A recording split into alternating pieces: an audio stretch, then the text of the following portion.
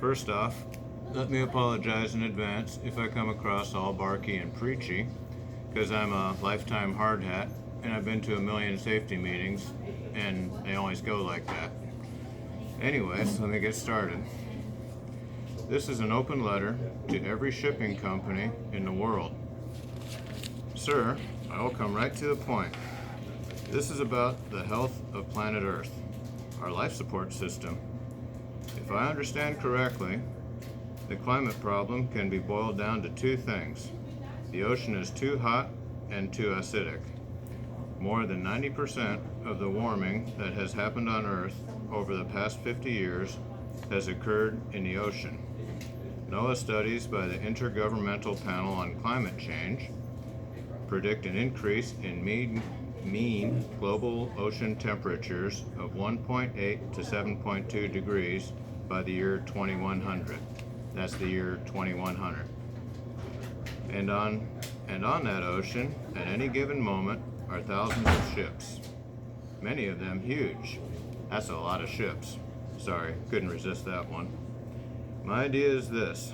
On every ship, go into the galley, take a 5-gallon bucket, make it 2/3 full of water, add baking soda, put it in the walk-in box, wait, take it out, let sit, take it outside, dump the ice overboard, and keep the bucket.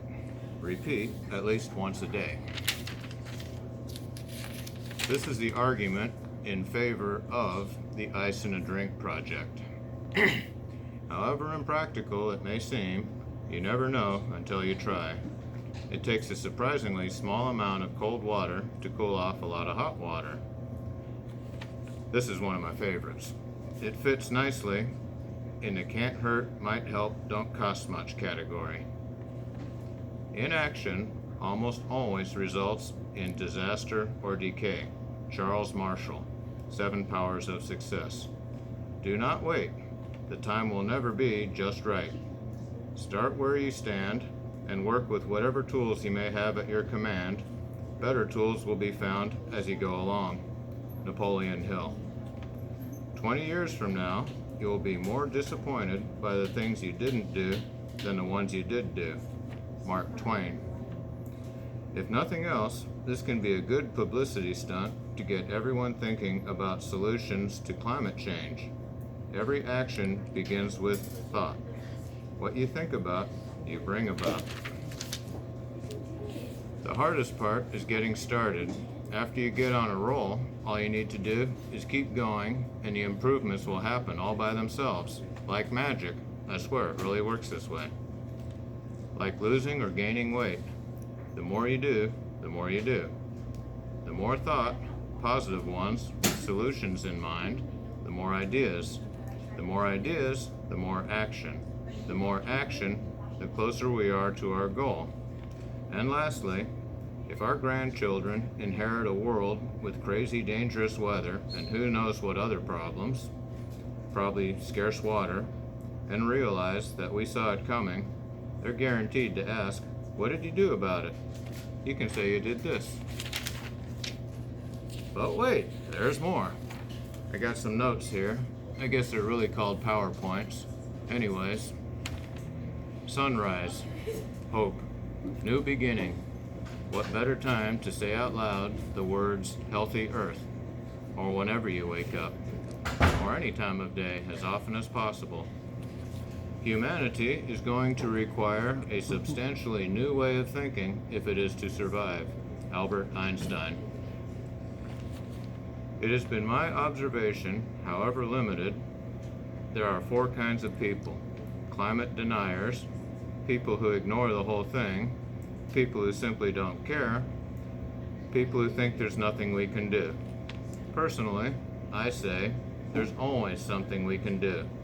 Over-insulate your attic, paint your roof white, turn the lights off when you leave the room, or simply be nice to somebody. That could show the best results of all.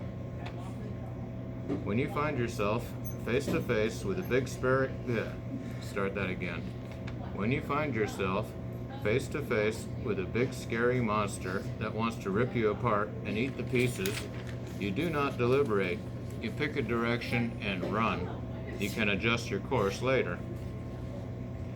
Suppose future scientists were to say that it would have worked, and we didn't even try. As I understand it, immediate success is almost always unheard of. We all know the story of Edison and his light bulb. How would history have unfolded if he gave up after just 50 or 60 tries? Okay. I have a family coat of arms embossed on a shield, hanging on a stonework wall above 2 crossed swords. Picture a lioness in full attack mode. Picture a lioness in full attack mode. Mane whipping about wildly, fangs bared, claws slashing. In a near background, a weird-looking gnu or something looks on with a question mark hanging over his head. After looking at the picture for a while, you realize the lioness is tearing the holy hell out of a pine tree. Family motto: just keep trying till you run out of mistakes. Even though someone else has tried solving a problem once or twice and failed, the issue is not necessarily dead. Charles Marshall, 7 Powers of Success. Okay, here's another one of mine.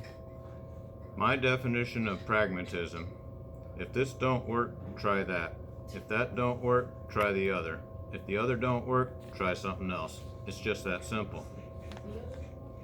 Even though I firmly believe that all Earthlings are one and the same, I must still root for the home team.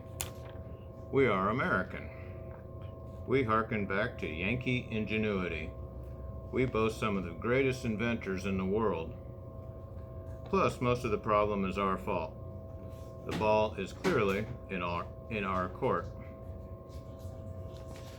What about using a flying machine to make ice? Perhaps a tethered balloon? Just a few thousand feet up is an unlimited heat sink. There must be some way to tap into that. Oh, here's another one of my favorites, mine. Impossible just means it's that much cooler when you pull it off. I promise I'm coming to the end here. Just about a page and a half. Public service commercial. Scene: 2 guys on the beach. First guy: this drink is too hot. Second guy: put some ice in it. First guy looks out at sea with a light bulb hanging over his head. Maybe the simplest idea is to plant trees. Ethiopia just planted 1 million. Eat an apple, get a handful of seeds for free. Mangrove trees are the best CO2 eaters on Earth. Just remember to get permission to move baby trees over state lines. It has been said, it doesn't matter what you believe, just that you believe. I think, likewise, it doesn't matter where you start, just that you start. In reference to the Ice in a Drink project, most likely someone will say, "That's stupid." Ideally, someone nearby will say, "You got a better idea?" Wouldn't it be great if that little exchange was repeated 1,000 times a day all over the world? Last part, I promise here.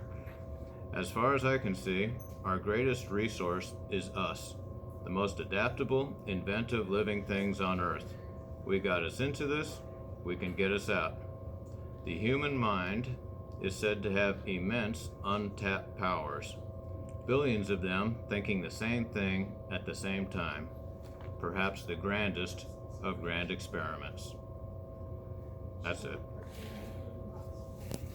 Too long?